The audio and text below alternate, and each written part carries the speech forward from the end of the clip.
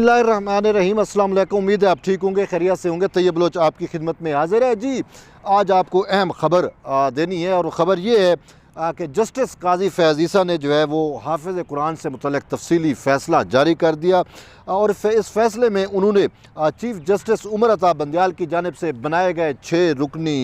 Larger bench के क़याम को भी गैर कानूनी करार दे दिया। और फिर उस बेंच ने जो फ़ैसला दिया, यानी कि सर्कुलर, जो रजिस्ट्रार का सर्कुलर था जिसको उसने वैलिडेट करने की कोशिश की, उस वैलिडेशन को भी जस्टिस काजी फैज़ ईसा ने गैर कानूनी करार दे दिया। पहले मैं आपको फ़ैसला पढ़कर बताता हूँ कि हाफ़िज़ कुरान को मेडिकल दाखिले में इजाफी नंबर देने के हवाले से अज़ख़ुन नोटिस केस है। जस्टिस काजी फैज़ ईसा ने तफसीली फ़ैसला जो है वो जारी कर दिया। फ़ैसला 6 सफ़हात पर मुश्तमिल है। फ़ैसला जस्टिस काजी फैज़ ईसा ने इस फ़ैसले में फिर से चीफ़ जस्टिस को जो है वो जवाब दिया है। जस्टिस काजी फैज़ ईसा का अपने फ़ैसले के ख़िलाफ़ लार्जर बेंच की कार्रवाई पर एतराज़ उठाया गया है। जस्टिस काजी फैज़ ईसा ने कहा है कि मुकदमे का फ़ैसला कानून के मुताबिक नहीं होगा तो अवाम का एतमाद अदलिया पर भी बरकरार नहीं रहेगा। Registrar supreme court Ishrat Ali ने वफाकी हुकूमत की जानिब से ओहदे से हटाए जाने के बावजूद 6 रुकनी बेंच की तश्कील के रोस्टर पर दस्तखत करके मिसकंडक्ट जो है वो किया। रजिस्ट्रार सुप्रीम कोर्ट ने अज़ख़ुन नोटिस केस की समाअत रोकने के फ़ैसले को गैर कानूनी तौर के ऊपर सर्कुलर से ख़त्म किया। जब यह अंदाज़ा हुआ कि रजिस्ट्रार का सर्कुलर गैर कानूनी और गैर ऐनी है तो फिर 6 रुकनी लार्जर बेंच जो है वो तश्कील दिया गया। जस्टिस काजी फैज़ ईसा ने मज़ीद लिखा कि गैर कानूनी सर्कुलर का चीफ़ जस्टिस को भी ख़त लिखा, लेकिन उन्होंने कोई जवाब जो है वो नहीं दिया। जस्टिस काजी फैज़ ईसा का ये फ़ैसले में लिखना है कि मुकदमात का फ़ैसला कानून के मुताबिक नहीं होगा तो अवाम का अदलिया पर एतमाद कैसे कायम होगा। चीफ़ जस्टिस के लिए इस्तेमाल किया गया लफ्ज़ मास्टर ऑफ रोस्टर्स आइन में कहीं भी नहीं मिलता, तो फिर ये 6 रुकनी लार्जर बेंच ने मास्टर ऑफ रोस्टर्स का जो है वो कंसेप्ट कहाँ से निकाल लिया, जबकि आइन में जिस चीज़ की गुंजाइश नहीं है तो मावरा आइन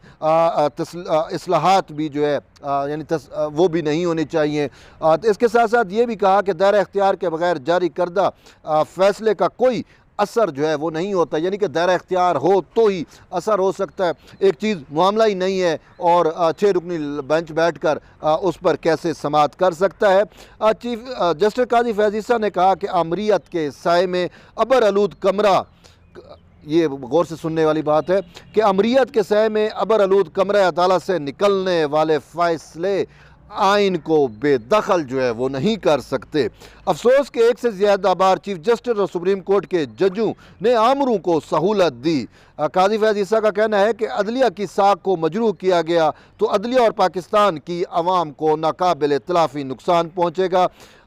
मुकदमात का फ़ैसला कानून के मुताबिक होना चाहिए। अगर कानून को बलाए ताक रख कर सहूलतकारी की जाएगी तो फिर उससे अवाम का एतमाद जो है वो शेक होगा। Registrar supreme court Ishrat Ali ने वफाकी हुकूमत की जानिब से ओहदे से हटाए जाने के बावजूद 6 रुकनी बेंच की तश्कील के रोस्टर पर दस्तखत करके मिसकंडक्ट जो है वो किया। रजिस्ट्रार सुप्रीम कोर्ट ने अज़ख़ुन नोटिस केस की समाअत रोकने के फ़ैसले को गैर कानूनी तौर पर सर्कुलर से ख़त्म किया। जब यह अंदाज़ा हुआ कि रजिस्ट्रार का सर्कुलर गैर कानूनी और गैर ऐनी है तो फिर 6 रुकनी लार्जर बेंच तश्कील दिया गया। जस्टिस काजी फैज़ ईसा का यह कहना है कि गैर कानूनी सर्कुलर का चीफ जस्टिस को भी जो है वो ख़त लिखा, लेकिन उन्होंने कोई जवाब नहीं दिया। इसके साथ साथ जस्टिस काजी फैज़ ईसा ने वाज़े तौर के ऊपर कहा कि 6 रुकनी बेंच जिस तरीके से उजलत में बनाया गया और उसने जिस तरीके से फ़ैसला दिया वो भी उसकी हमें कोई अदालती नज़ीर नहीं मिलती। और उन्होंने कहा कि जब सर्कुलर ही गैर कानूनी था तो फिर उस सर्कुलर से मुतल्लिक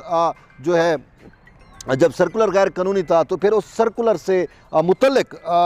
जो बेंच बनाया गया वो उसका क़याम भी जो है वो गैर कानूनी जो है वो है। इसके साथ साथ उन्होंने कहा कि 6 रुकनी बेंच ने जो है वो जिस मेरे फ़ैसले को वापस लिया है वो उसको इख्तियार ही नहीं था। उन्होंने कहा 6 रुकनी बेंच का जब क़याम ही गैर कानूनी है तो मेरा जो फ़ैसला अज़ख़ुन नोटिस से मुतल्लिक है वो अभी तक मौजूद है।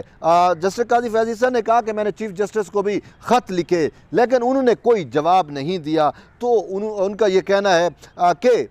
सुप्रीम कोर्ट को अपनी रविश तब्दील करनी होगी, आइन और कानून के मुताबिक फ़ैसले देने होंगे, और अगर आप आइन और कानून को बलाए ताक रख देंगे तो फिर आपकी फ़ैसलों की वक़्त जो है वो ख़त्म हो जाएगी, और फिर आवाम का जो एतमाद होता है, आवाम का एतमाद भी आपसे उठ जाएगा। जस्टिस काजी फैज़ ईसा ने दरअसल ये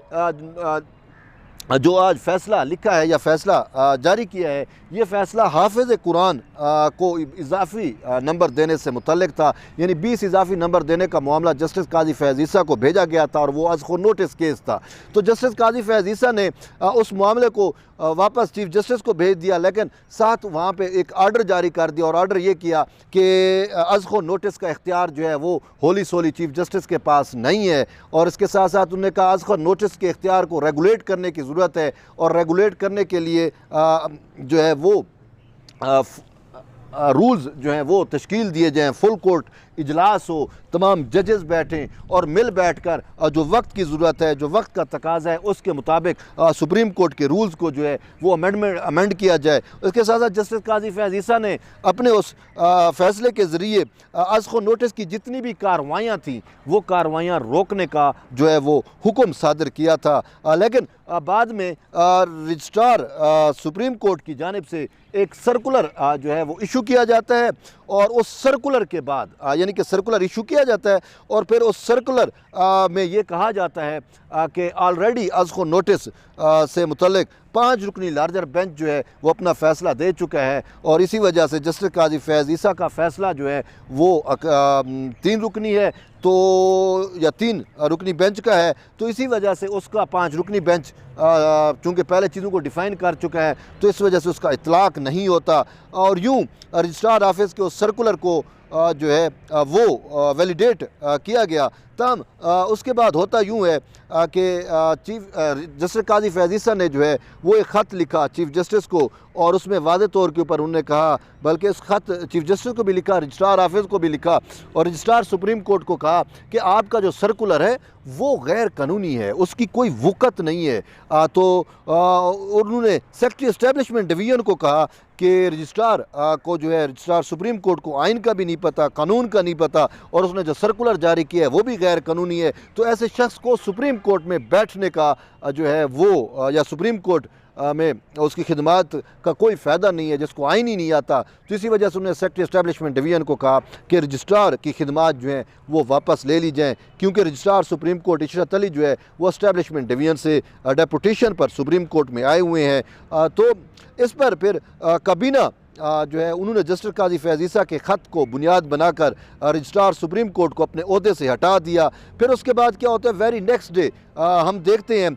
कि चीफ जस्टिस की जानिब से एकदम ही एक लार्जर बेंच बना दिया जाता है, और 6 रुकनी लार्जर बेंच बनाया जाता है, और ये सब मैनेज जजेज़ हैं, और इसके साथ साथ इस 6 रुकनी बेंच ने ऑलरेडी कहा जा रहा है कि फ़ैसला जारी कर दिया, फ़ैसला लिख लिया, और उसकी कानूनी कार्रवाई करने के लिए या एक तकाज़ा पूरा करने के लिए कोर्ट रूम में आते हैं, और 5 मिनट से भी कम समाअत की जाती है, और उसके बाद जाकर फ़ैसला जो है वो जारी कर दिया जाता है, और उस फैसले में वाज़े तौर के ऊपर लिखा जाता है कि जस्टिस काजी फैज़ ईसा का जो अज़ख़ो नोटिस से मुतल्लिक़ फ़ैसला है उसका कोई कानूनी वजूद नहीं है, और हम उस फैसले को वापस लेते हैं। और साथ साथ ये भी कहा गया कि रजिस्ट्रार इशरत अली का जो सर्कुलर है वो कानूनी और आइनी तौर पर दुरुस्त है, और उन्होंने कहा कि 5 रुकनी बेंच का फ़ैसला जो है वो मुकद्दम है, और बलबला इस तरीके से चीज़ें जो हैं वो की गई। तो इस पर अब जस्टिस काजी फैज़ ईसा ने जो है वो तफसीली फ़ैसला जारी किया है, और उस तफसीली फ़ैसले में फिर से ये चीज़ें उन्होंने ज़िक्र की हैं, और कहा है कि सर्कुलर ही गैर कानूनी था